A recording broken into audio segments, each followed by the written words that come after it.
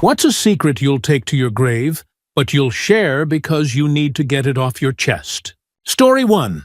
A year ago, my partner of 8 years left me out of the blue, 2 months before our wedding. People tell me how strong I am and how well I'm doing. They compliment my work ethic. I work 60+ hours a week between 2 jobs, and tell me how admirable my coping skills are. When people ask, I'm quite firm in saying how much better off I am without him and how happy I am. Truth is, I think of him every minute of every day. I work so much to avoid being alone in our house. I still love him. I cry myself to sleep at least twice a week. I think about giving up a lot. And truly, I don't think I'll ever love anyone like I loved him. He was truly my best friend. We bought a dog a few months before he left me. I don't know where I'd be if she didn't come into my life. Story 2. In 7th grade, I was invited to a popular girl's birthday party, and I used the bathroom and accidentally clogged the toilet. I panicked, so I just walked out of there like nothing happened. Then, when one of the other kids needed to use the bathroom, they came out and shouted that someone had left a huge mess in the toilet and it wouldn't flush. Suddenly, the entire birthday party shifted to the bathroom so everyone could inspect the scene, and everyone was laughing. I played along and laughed too, maybe a little too hard, because I thought it was absolutely hilarious. Everyone was staring at what I had done and had no idea. I specifically remember one of the kids saying, "Well, obviously it wasn't one of us. How would that even be possible from a kid?" Anyway, everyone eventually decided it was her stepdad who had done it. I still laugh at the fact that everyone thought a 12-year-old girl's mess belonged to a middle-aged man because it was so awful. The girl whose house it was ended up becoming a major bully in high school, so I felt even more satisfied walking past her, knowing they had to clean up after me once upon a time. Story 3. The first and only time I stole something in my life was from my neighbor, who was having a yard sale to raise money to take his kids to Disneyland. He had a DS game called Backyard Baseball, and I had the money for it. It was $5, and I really wanted it. I went up with the money, but he told me he was going to give it to the landlord's kid, who was my age too. I was so mad and annoyed that he was going to get the game for free. A few hours later, I went back outside and saw that he wasn't there. I walked up to the stand and saw the game was still there, so I took it. I also grabbed a bag of golf balls he had for $10 and a few more games that were marked $1 each, so it wouldn't look suspicious. I then ran into my apartment, but the guilt was eating me up. 30 minutes later, he knocked and asked if I took the games because he knew I wanted one. I told him no, that I was inside the whole time. I never played any of those games. I felt so bad I couldn't even put them in my DS. I even wanted to return them, but I knew I would get caught. They did end up going on that trip, and the landlord's kid was mad he didn't get his game. I didn't like him, so I was fine with it. I still carry that guilt and remember the prices of everything and the layout of the stand. Story 4. I was in a casual situation with someone I didn't know super well a few months back, and she got excited by the fact that a younger guy was into an older woman. I was 24 at the time, and she was 40. And I mean, so was I. I liked older women, and she was right up my alley. But one day, she stopped talking to me out of nowhere, and I found out it was because she went to jail. Previously, she had told me she used to have a minor drug problem, which I was sympathetic toward because my mom did too, so I figured she had relapsed since I knew she was meeting with lawyers or parole officers. Nope. Turns out she had harmed her 14-year-old son and was just in my area awaiting trial or something. She was so interested in our age difference because she had a dangerous past and was using me as a kind of substitute. I was shocked and disgusted when I found out, but it made some of the things she said when we were together make more sense. I had no idea, and I probably should have talked about it with someone, but I just felt like trying to forget it would work. And for the most part, it has. But I'll still never tell anyone I know personally. Story 5. I thought I was dying the other day. It might have been a heart attack. I had been neglecting my house. My dishes were beyond disgusting. There was clutter everywhere. Not trying to throw a pity party, but my fiancé broke up with me recently, and I went through a pretty painful physical situation and was just a lazy, depressed mess. It occurred to me while I considered calling an ambulance that if I died, someone would have to clean this up. They would associate my death with this disgusting environment. Obviously, if I did die, someone's got to come deal with my stuff. But to add filthy dishes and clutter to the situation too? That's not something I want anyone to connect with me. It feels rude. I live alone, and I'm out in the country. I think it would take days before anyone checked. So I cleaned. I hustled and started with the dishes. At one point, I could feel my heart struggling? Hard to describe, but something didn't feel right. So I scrubbed faster to get it done before I died. Really racing the clock. Finish the dishes before you die, you idiot. I figured, if I'm found on the kitchen floor with a broken plate around me and gloves on my hands, at least they'll know I was trying to make things better. I finally finished those and kept going. My heart hurt, and I was having trouble breathing, and I was really scared. I finished cleaning and was in tears. I wrote out who should get what, the gun safe code, and some goodbye messages, and that I just sensed I was dying. I made sure to put the cat outside so she wouldn't be trapped and forced to do anything terrible to survive. I laid on the kitchen floor so that my body wouldn't ruin the carpet. And I waited. I finally fell asleep, exhausted. I'm gonna go get my heart checked soon. I'm only 38, never smoked. But who knows? Things happen. But what I did was stupid. I'm a loved member of my community. I didn't call 911. I just accepted that I might die, and my only concern was that my house was disgusting. That's messed up, and I'm still trying to figure out why I didn't try to get medical help. Story 6. When I came back from my third deployment to Iraq in 2007, I wasn't myself. Really, I'm barely myself now. I felt like I was alone, like I had nobody with me, even though I had a wife, kids, and family back home who always cared about me.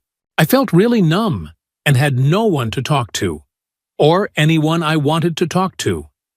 I needed to feel something, so I went to massage parlors, used websites, met random women off Craigslist.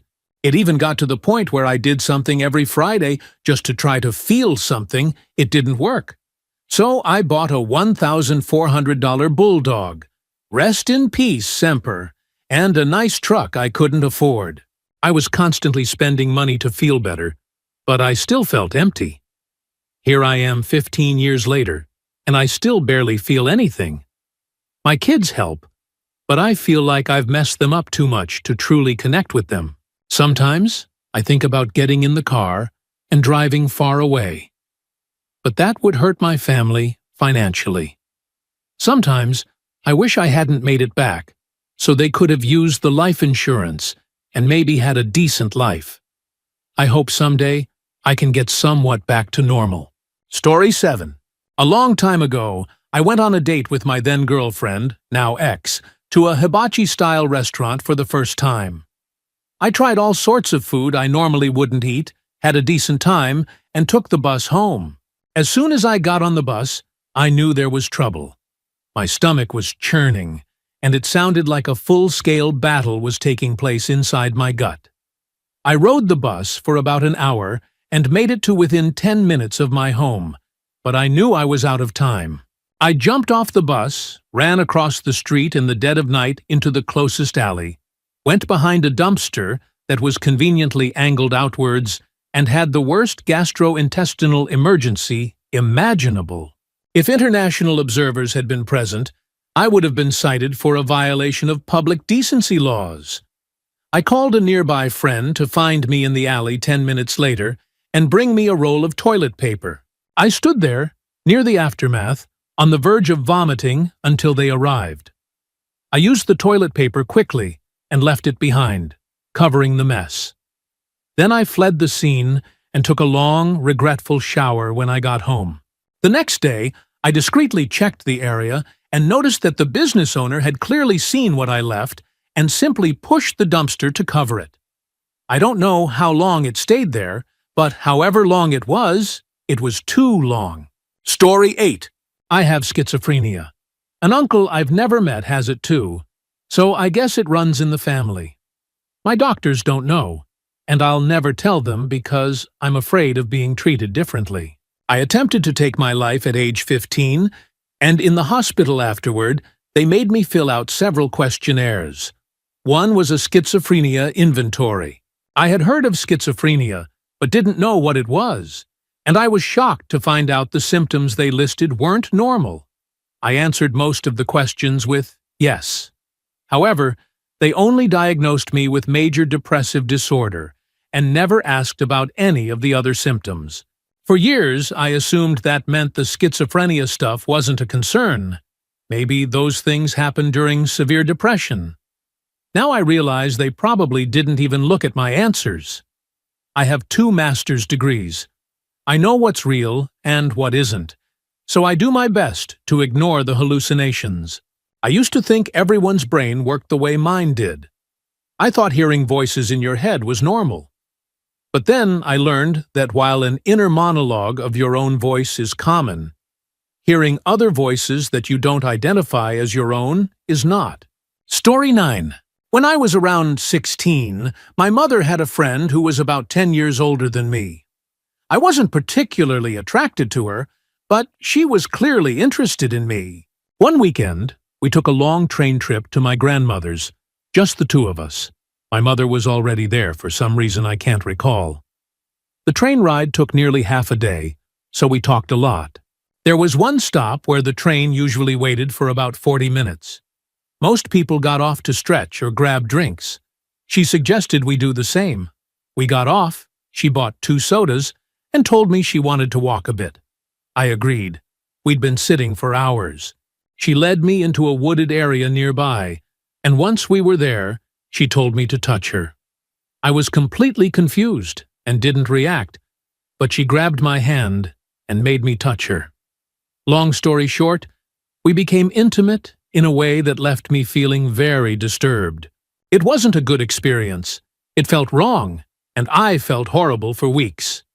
I couldn't look my mom in the eye and became depressed. The woman was married, and I felt dirty and ashamed. Even though I sometimes had dreams about it afterward, I'd wake up feeling awful.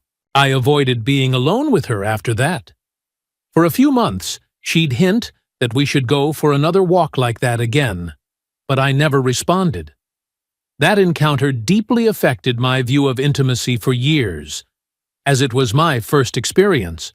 Story 10. I met a man online who said he was 14 when I was 13. He told me his brother had booked a hotel room, and I went to meet him there. I met this brother, who, during awkward conversation, revealed he was actually 28.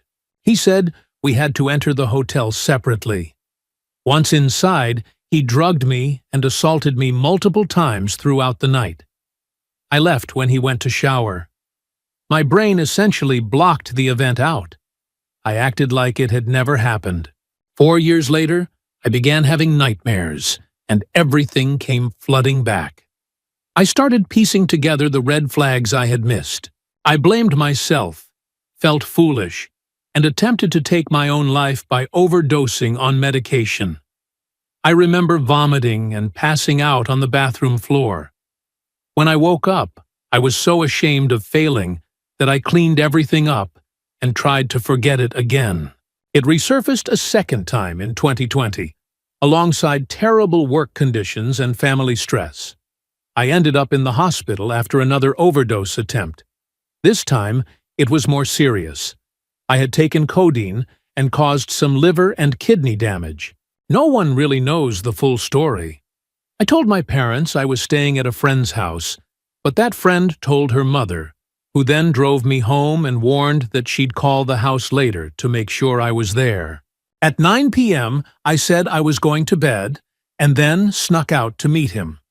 My dad had seen some of my online conversations and had even sent a warning message to the man. Story 11.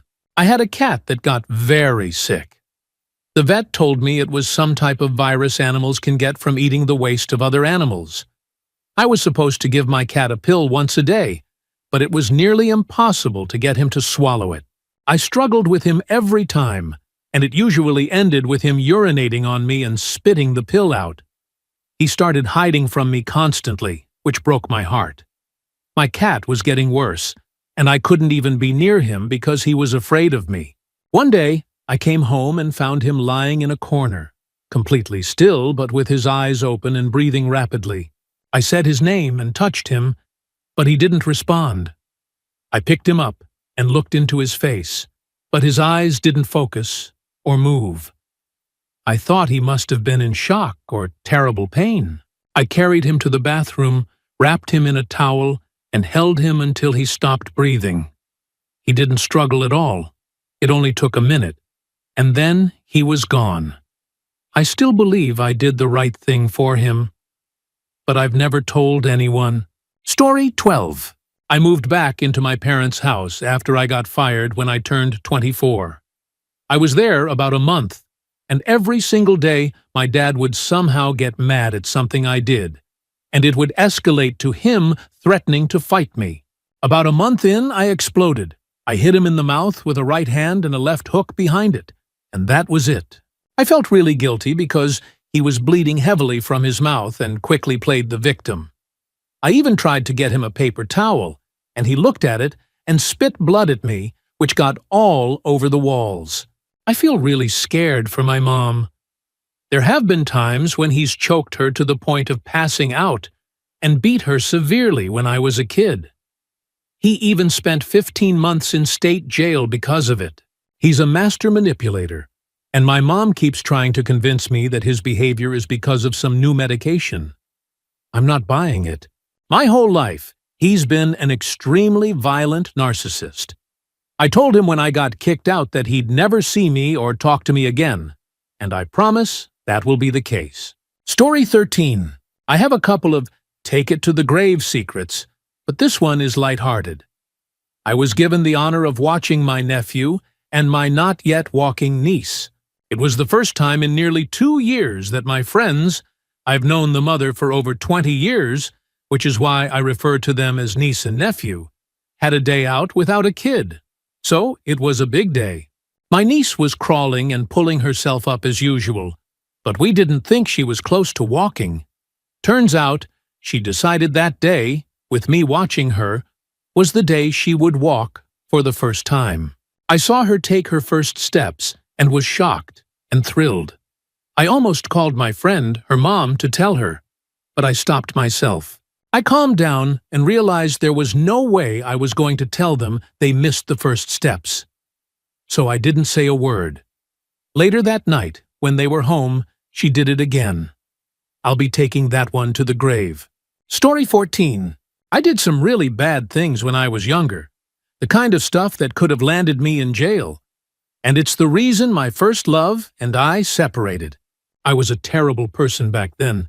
And because of what I did to her, she left. She couldn't take it anymore. It shattered how I viewed myself and forced me to reflect and realize just how awful I had been. I took time to work on myself and changed. I'm with someone new now, and she's amazing. My ex and I are on relatively good terms these days, though we don't talk often. A story for another day. I guess my secret is that I used to be a completely different person. I see so much online about how people don't change, but I did. I still struggle sometimes. Urges and impulses from the past creep in. Old habits die hard, I suppose. These days, I'm able to control them. I'm still terrified I'll lose all the progress I've made. I'm no saint, and definitely not a good person because of my past. But I'm trying. Desperately trying to be a good person. I hate that I changed only after my ex left me. I hate what I did to her. And even more, I hate that the impulses are still there. I've gone to therapy. I've taken medication. They really help. So if you ever find yourself in a dark place like I was, get help. It's not easy. It takes time. But it's absolutely worth it. Story 15. When I was 11, I went on a week-long school trip at a 1940s Army barrack that had been converted into a sports center. We were staying in green barrack-style rooms with bunk beds, 6 kids to a room, and about 100 kids total. My room was at the very end of a long corridor, about 150 meters from the toilets, with 4 doors with safety glass panels spaced every 25 meters or so. There were doors to the other bedrooms on both sides. One night, at about 2 a.m., I had to pee. I got off my bunk, opened the door, and cautiously poked my head out. All the lights were off. Everyone was asleep, even the teachers. I was alone. The only light came from green fire exit signs, red blinking smoke detectors, and a faint glow from the bathroom through the glass at the far end of what looked like a haunted 10-mile-long corridor of doom. Fearing ghosts, I knew I wouldn't make it to the bathroom. I made it through one of the doors after checking through the glass for ghosts, Nazis, or ghost Nazis. But then I was stuck between 2 doors. I couldn't escape to the bathroom or go back to my room. I couldn't see either end, completely exposed. I still had to pee, though. Since getting to the bathroom was out, I made an executive decision. I'd pee right there in the corridor. It wasn't right outside my room. Who would know?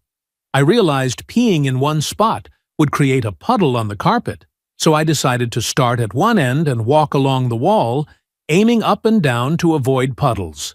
My nerves made me move faster than I should have, and I was still peeing when I reached the end. I turned and continued along the other wall. Sweet relief. Then I ran back to my room before any ghosts could catch me. The next day, in the corridor section next to mine, I saw the evidence. Urine all over the walls, dripping onto the carpet. I also saw the headmaster and teachers emerge from their rooms, clearly noticing it. So that's where they had been sleeping. It was never mentioned officially, but I heard them talking about it quietly. The general assumption was that it had to be a teenager from another school. It couldn't have been one of our kids. No way they'd reach that high. Never underestimate what an 11-year-old can do when haunted by ghost fears. Story 16. The reason I stopped being friends with one of my best friends was because he got upset that I didn't want to be intimate with him. We had a group of 4 friends, 2 girls and 2 guys. We were in middle and high school, 8th and 9th, 10th grades, and we used to essentially dare each other into doing inappropriate stuff. We would make out with the girls, dare them to do certain things with us. One time, my friend suggested a threesome with one of the girls.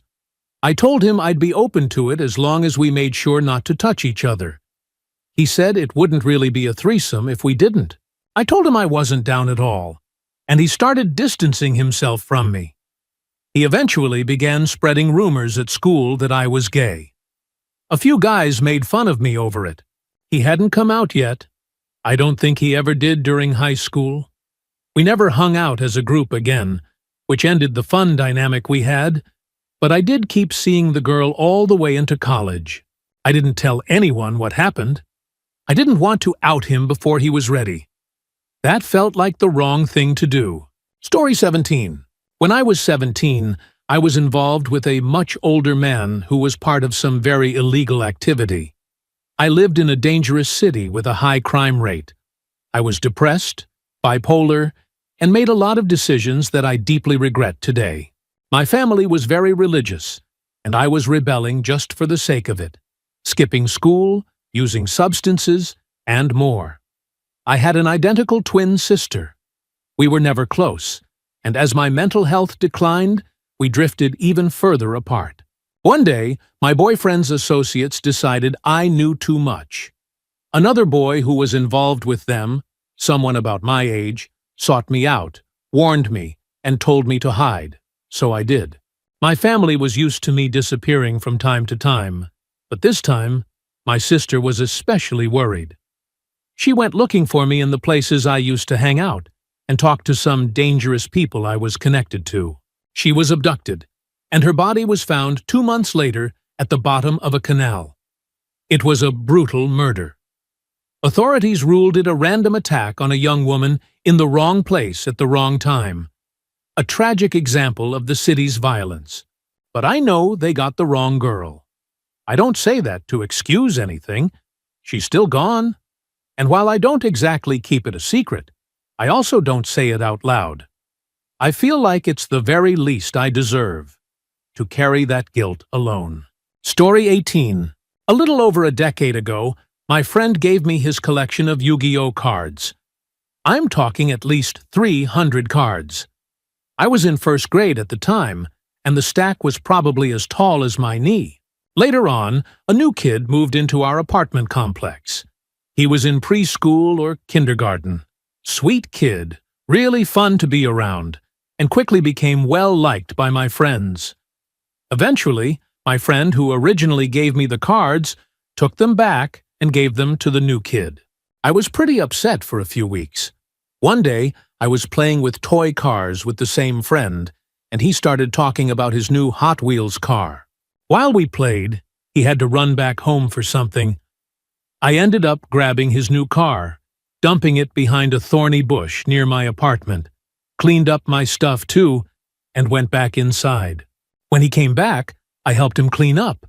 Thankfully, there wasn't much fuss about the missing car as far as I remember. A few months later, I moved away anyway. Story 19. Something people may notice about me is that I have very few social media accounts. Some say I should live a little more, and others think it might even help my career. But no, I have a very good reason to stay away from it all. I keep most accounts I do have as anonymous as possible, including this one. When I was a kid, I was diagnosed with Asperger's. I didn't do well in regular school, so I was transferred to a specialist autism school. At first, it was great. I got interested in school subjects and made good friends. But as I grew older, I developed into a mature, high-functioning adult, while many others didn't. I'm a rare case. If you met me, you wouldn't know I'm on the spectrum. I'm now studying for a PhD at one of the highest-ranking universities in the country. Most of the people I knew from that school struggle with basic tasks. That's the nature of the spectrum. I returned to mainstream school at 14. Since then, a lot of people from that specialist school have tried to contact me. Many still behave inappropriately in public, have intense, childlike obsessions, and constantly pester others. They've obsessed over me the way a dog might obsess over a squirrel. One even found my home address, I don't know how, and sent me gifts in the mail. One was a children's book he wrote, filled with inappropriate content. He asked for feedback. I burned it. Now, I live my life freely. I go to work, study, meet friends and family, all without the burden of those old connections. People are often confused by my lack of social media, but the anxiety is too much. I deleted Snapchat in less than 2 weeks because I'd already been recognized. If I see a familiar name on Facebook, I block them instantly. Yes, I've missed events, news, and social updates, but I'd rather that than have my new friends associate me with that part of my past. Story 20. I currently have a huge OCD issue going on. This hasn't been diagnosed, just something I've realized based on personal research. I can't do anything without repeating it a certain number of times. Usually twice if I'm lucky, but more often it's 4 or 5. As a kid, it was minor things, like touching objects a specific number of times, or blinking in a certain way. But now, I can see I've regressed. It started with making mental bets with myself. If I didn't follow through, I'd give myself some time to fix it. But now, just a few days ago, I noticed that if I don't complete certain tasks the right way, I start to shake or slightly freak out. I think I could have stopped it earlier, but now it feels like it might be too late. It's also becoming more noticeable to others. People are starting to pick up on the strange things I do, and it's beginning to interfere with work. I waste a lot of product at the fast food chain I work at. I'm 18 and about to go to college. I don't know what's going to happen. Story 21. It's been almost 30 years, and I still think about this. When I was in high school, my brother and I used to walk to school and take a shortcut through a wooded area that led directly to the football practice field. We'd used that path for years. Then one day, the school put up a fence, which added about 20 minutes to our walk, and that really frustrated us. Our dad had wire cutters, so we snipped a kid-sized hole in the fence and kept using the path. A few weeks later, a kid I knew went missing. He was gone for days. Eventually, they found his body down that same path. He had been murdered by another student who had hidden the body. It shook us up badly, but what haunts me to this day is the news coverage. They showed the fence on TV, and right there was the hole we had cut. Sometimes at night, the image of that hole flashes through my mind, and I spiral into wondering if that kid might still be alive if we had just walked the long way instead of cutting through. Story 22. When I was around 11 or 12, I developed misophonia. My family's eating habits had never bothered me until then. My mom figured it out after I told her, and later that day, she told the entire family. From that point on, they bullied and mocked me about it. Everyone except my dad. My brothers would randomly come into my room and make fake lip-smacking sounds. My mom would argue with me daily because she thought I was faking it. I didn't even have headphones. My family has gotten better since then. For example, one time my dad was eating in the car, and my mom noticed I was crying because of the sound, so she turned up the radio. Small things like that. But back then, it was hell. I think all the stress triggered something because shortly after, I developed a tic disorder. Learning from my previous experience, I didn't tell a single soul, not even my parents. I suffered in silence for years until quarantine hit. I was stuck in my room all day, every day with no distractions from the tics. Eventually, I had a full-on tic attack. Words can't fully describe what I went through. Normally, my tics last between 1 to 5 minutes, but this time it was 1 tic per second. My vocal tics got louder, more violent, and each one made my throat sore and made me want to throw up. My body couldn't handle more than 3 tics in a row before I'd lose my voice. When that happened, I sobbed because I physically couldn't satisfy the tics. But the urge to do them was stronger than ever. I tried to sleep for relief, but even calming down enough to fall asleep was brutal. And I'd wake up exhausted, not rested, before the tics started again. This went on for 3 or 4 days. During that time, I wanted to end it all. I just needed a break. My parents found out about my tics because they had gotten so loud. And in hindsight, I was right to hide them. I won't say any more because I've written a lot. But if you made it this far, thank you for reading. All these years, I just wanted someone to listen. Story 23. My friend and I used to hang around with a guy I used to work with. He was all right for the most part at work, but outside of work, I started seeing another side of him. For clarity, my friend and I are gay, and the work friend is bi. My friend and I had breakups around the same time, and he was devastated, so we went out drinking. It was a pretty normal night until the work friend came up with a game. He pulled up a list of kinks, and we had to take a shot for everything we had either done or would be up for. We were drinking at my place because it was cheaper. We watched some movies and had food. As the night went on, my friend got quite drunk and was getting visibly upset. He excused himself to go to the bathroom, and I said we should probably call him a taxi and get him home to sleep it off. My work friend was persistent about pouring more alcohol for him and suggested they both stay the night and leave in the morning. I said no, He was either going to throw up or get more emotional.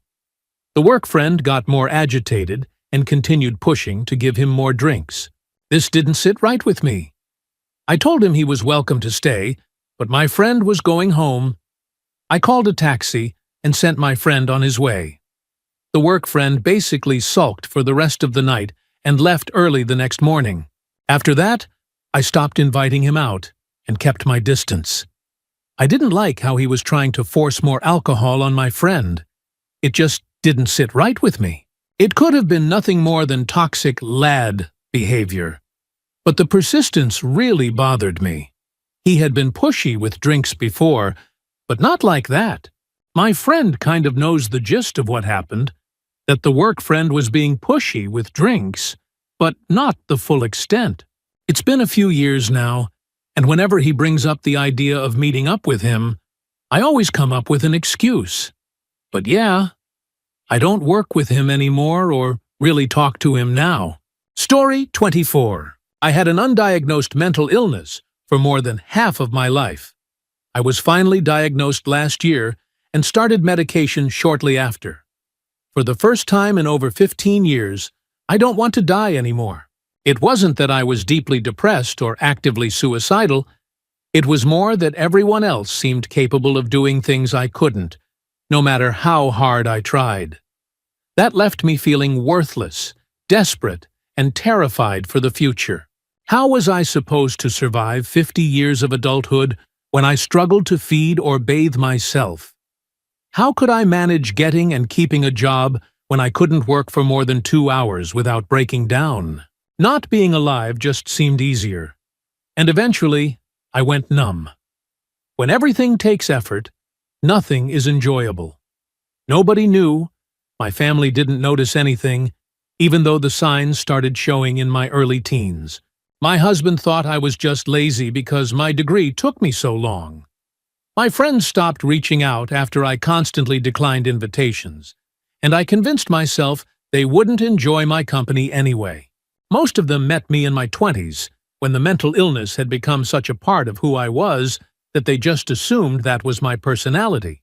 Some days, when I skip my medication, it's advised not to take it continuously. All of it comes rushing back. I just lie there, trying not to cry or lash out, thinking about how to disappear without hurting the few people who care about me. Today is one of those days.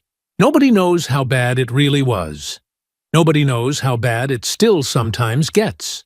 Story 25. I had a friend in the military who got COVID a few months after it began spreading across the U.S. He was a good guy, married, 28 years old, with a 2-year-old daughter and another child on the way. We met through mutual friends and quickly became close. He ended up in the hospital and got really sick. At one point, he told me that if he was ever intubated and wasn't going to make it, there was a small safe in his closet with videos of some really bad stuff that he and his buddies did while deployed in Afghanistan, and asked me to destroy them. He did pass away from COVID. At his funeral, he received full military honors. Everyone spoke about what a great person he was, how he was a hero, how much he was loved. I never told anyone about what he asked me. I still don't know what was in that safe. And to this day, I wonder. When someone dies, especially tragically, people always talk about how amazing they were, how happy, smart, funny, full of life. And now all I can think is, I wonder if they were hiding something awful. Story 26. I love my husband, but I don't feel the way I think I should feel about him. I was in an abusive relationship for many years, physical, emotional, financial, all of it. When I left, I was broken. I ended up with a man who was the opposite of my abuser, but so opposite that he almost had no emotion. That relationship was doomed from the start. Then I met my husband. He is kind, funny, patient, and incredible. He helped me through addiction and recovery. He literally saved my life once, realized I was bleeding internally, and rushed me to get help. He taught me to love myself, supported me through everything. People always say we're their favorite couple. They talk about how healthy our relationship is, how well we handle disagreements. He's perfect, truly. But he's not the kind of man I ever imagined ending up with. He's the opposite of me in many ways. His family dynamic is completely different from mine. His dad is extremely intelligent, but awkward and emotionally distant, possibly on the spectrum. His mom is lovely, but many people suspect she has undiagnosed learning difficulties. Their family functions so differently from mine. I always thought I'd end up with someone who had strong family bonds like I do. Still, he is a great man, but I never had that butterflies feeling. Not for our first kiss, not when he proposed, which I barely remember due to drug use he didn't know about, not even at our wedding. It was a beautiful day, but I didn't feel overwhelmed or deeply emotional. S is fine. He's on the smaller side, so he puts a lot of effort into being good with his hands and mouth, which I appreciate.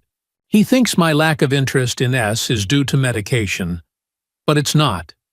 It's just, meh. We both want children, and that's one of the main reasons I even still engage in intimacy. People might say, a child won't fix a broken relationship, but that's the thing. Our relationship isn't broken. It works, it's healthy. Being with him isn't a chore, but it's also not a great joy. It's like being with my best friend. He's attractive, but I've never felt an uncontrollable desire or passion for him. Sometimes I feel like I'm just venting about nothing, but I do think about this often. I know the kind of life I want. I know the family I want, and I know I can have that with him. We will be happy. We will have a good life. But will it just be okay? Is okay enough for the rest of my life? I honestly don't know, but I also don't know if I could ever hurt him by ending things. He adores me. He thinks I'm incredible. I love him. I do. And I don't want to hurt him. I watch my best friend date someone new. They've only been together a few months, and she's already wondering if it's right. I admire that. I wish I had stopped and questioned things earlier, before I got in too deep. But now, I'm in love with the idea of what we have, and I care too much to cause him pain. I know this probably sounds ungrateful. I have a husband who respects me, loves me, supports me, and does everything anyone could want in a partner. But I feel guilty, because I don't feel like I love him the way he deserves to be loved. I never had that ding moment, the one people talk about in movies where everything clicks. I've never felt overwhelmed by love for him, and I feel like he deserves that. I wish I knew how to give it to him, but I don't. So instead, I live with this guilt every day. This guilt I can't even put into words. Story 27. A former girlfriend of mine was going to be a gestational carrier for her sister and brother-in-law. Part of the process, obviously, involved going off birth control. She was also taking hormones that, I assume, increased her fertility. As part of the agreement, she was supposed to remain abstinent, but we continued to have unprotected S daily. As you can guess, she got pregnant. The timeline didn't work out for her to pretend it was her sister's egg. Or I think she probably would have kept the baby and lied.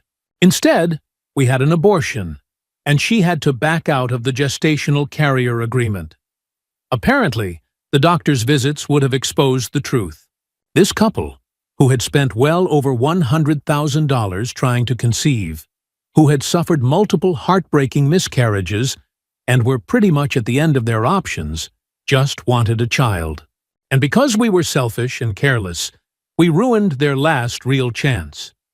We also ended the life of a potential child. If this ever came out, it would tear their entire family apart. I still think about how deeply wrong it all was. Story 28. I've been in love with my best friend from the moment I met her. I've known her for about 15 years.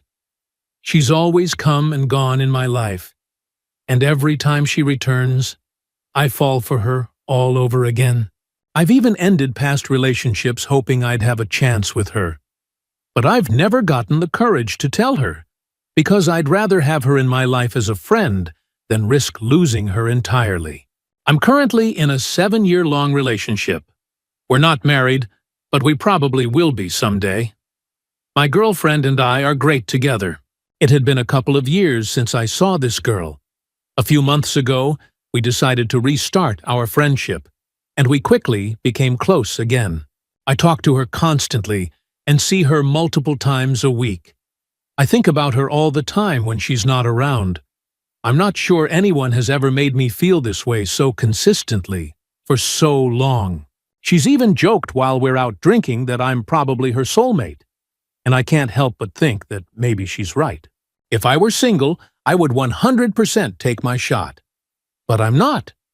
And it seems insane to leave a perfectly good relationship for a chance at something different, something uncertain. So I'll probably just take this to my grave and spend my life wondering what might have been. There's some strange part of me that hopes I get diagnosed with a terminal illness just so I can say, forget it, and finally tell her how I feel before I die. Story 29. When I was in the last year of high school, I was having a really hard time. I had recently come out as bi, and my gender identity issues came back stronger than ever. I started drinking quite a bit. Then one day, my only true friend at the time broke up with his girlfriend. Through conversations with me, he discovered that he was actually transgender as well, female to male, and his girlfriend ended things because she didn't like the changes he was going through or wanted to go through. I told him that I always felt better when I had a drink.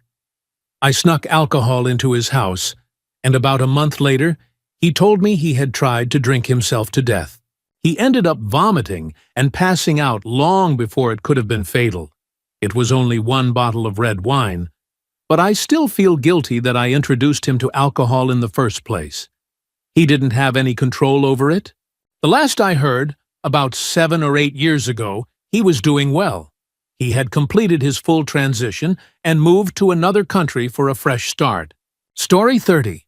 For the past few years, I've had a well-paying job. I come from a blue-collar family. We own a small trucking company in the Midwest. I started driving when I was 21, as soon as I legally could. I've made between $45,000 and $60,000 a year for 6 years. But I have very little to show for it. I still live with my family and have $30,000 in debt between a pickup truck and student loans. All I really own are the truck, a motorcycle, and a few firearms. What my family doesn't know is that I've given away more money than I can count. I've lent thousands to friends in need, donated to charities, helped people who broke down on the side of the road, and tipped waiters and waitresses 60% to 100% for almost every meal. I help people in every way I can, and I never talk about it. There have been countless arguments with my family, and I've been called some combination of dumb and irresponsible more times than I can remember.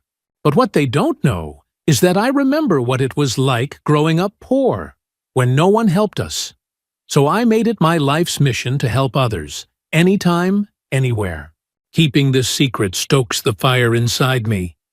The only time I'll ever say anything about it is maybe in my will and testament.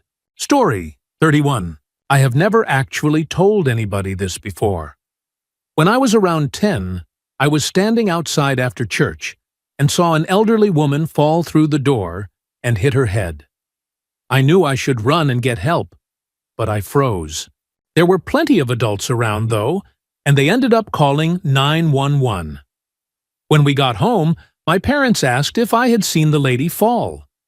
I don't know why, but I said no. They kept saying that other adults mentioned I had been in that area, but I just couldn't admit it. I think I was in shock and didn't want to talk about it. That afternoon, we found out the woman didn't make it. My family went to a concert that night, and I remember feeling so guilty for having fun while she had passed away. For a long time, I felt horribly guilty. I kept thinking I should have done something, At least not frozen.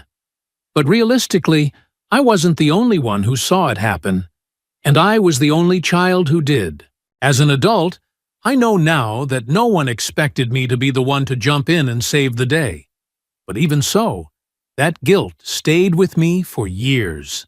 Story 32.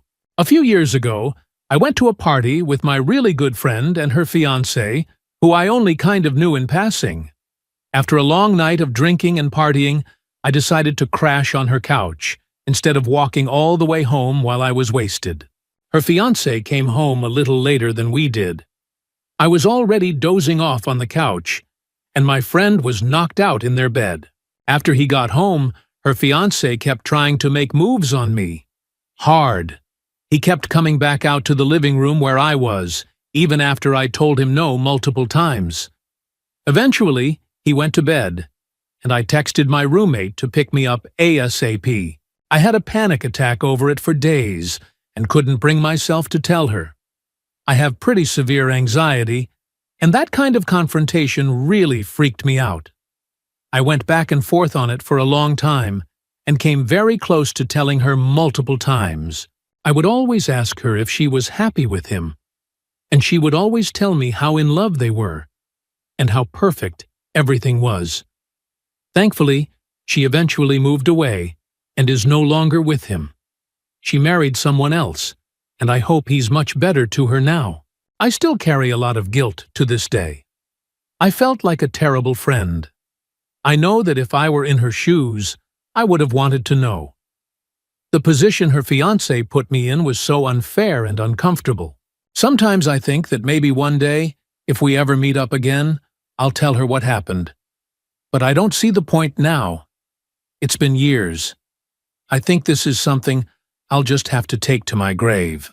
Story 33. I killed a man in cold blood, and I don't regret it for a minute. When I was younger, easily 14 or 15 years ago now, I worked for a government agency, one of the three-letter ones. The station I was assigned to collaborated with multiple departments, as we were located at the Port of Los Angeles. They had been tracking a suspect believed to be the point person for everything from drug and weapons trafficking to human trafficking. After about 4 months of crossing T's and dotting E's, we finally had concrete, irrefutable proof that this was the guy. We got a warrant and headed to the port to inspect a rusted green shipping container covered in sludge and mold. When we opened the doors, what we found inside has never left my mind. 21 people, 14 of them still alive. The youngest was a 4-year-old girl in a yellow dress with purple flowers, covered in filth. I don't think I've ever emptied my stomach the way I did that day. 3 weeks later, after more due diligence, we were cleared to storm the man's house. A mini mansion on the water, classic white suburbia. As we kicked in the door, the man was cooking breakfast. I put a bullet in the side of his head from 8 feet away. There was no reprimand, no outburst, no punishment, just a few colleagues saying, "Good shot." After the paperwork was filed and swept under the rug, everyone wanted to move on like nothing happened. I tried, but I'll never forget the feeling I had throughout all of it. Pure, unfiltered rage. The absolute conviction that I would, without hesitation, end the life of the person responsible for what I saw in that container. For years, I questioned whether I was a good person, whether what I did was right, or how it could be so easily ignored. I still struggle with it sometimes, but I also know that little girl got a better chance at life because I, stopped him. I left that agency not long after. That life wasn't for me. Now, I work in a career I love, cooking. And I've been married for almost 5 years with a beautiful child of my own. I know, without hesitation, I would do it again to protect either of them. My wife knows something happened, but she doesn't know I was the one who pulled the trigger, and I don't think I'll ever tell her. I don't think I could bear how she might look at me if she knew. Story 34. I was in the 5th grade. I had a really good friend named Ashley. We were little besties. I had this idea to run her into a tree. Every day during recess, I'd take her hands, and we'd run around with our eyes closed. Except my eyes were never actually closed. I wanted her to trust me, so I made sure she never fell or ran into anything. Until the day I decided she would. I took her hands and ran her full force into the trunk of a large tree, busting her lips and giving her a bloody nose. A teacher came over to help and scolded me. When I told her that my eyes had been closed too, she took Ashley to the nurse and told me to never do it again. The next week, Ashley didn't come back to school. Her house had burned down. I was overwhelmed with guilt and remorse. I wanted her to get even with me, to beat me up or run me into a tree, but she never got the chance. School ended, and she was zoned to a different middle school. I still cry about it almost every week. I'm 37. Story 35. I almost killed myself. I was in my senior year of high school, feeling completely stuck in life and battling depression pretty hard. I had already been accepted to colleges, so I knew my next step, but I didn't know if I should take it. I definitely had some imposter syndrome, like I wasn't good enough for engineering. One day, I was driving home from school. To get to my house, you have to take a very winding road that runs right above a valley. I pulled off to the side and just sat there. I had planned to drive my car off the road at high speed into the valley below. Fatal accidents happened there every year. I knew it wouldn't be the most foolproof way, but at the very least, I could make it look like an accident. I ended up stopping myself. I don't know if it was because I believed I might survive and make my agony worse, or because I didn't actually want to die. Story 36. When I was 12, my little sister was born. My entire life, my parents would get into heated fights. Things would get broken. Awful things were said. And I learned facts about them I wish I hadn't. My dad would regularly tell me that I ruined his life by being born because I trapped him with my mom. I was a pretty suicidal kid. But when my mom went into labor, my dad wouldn't stop yelling at her because she hadn't done the laundry, and he didn't have clean socks to wear to the hospital.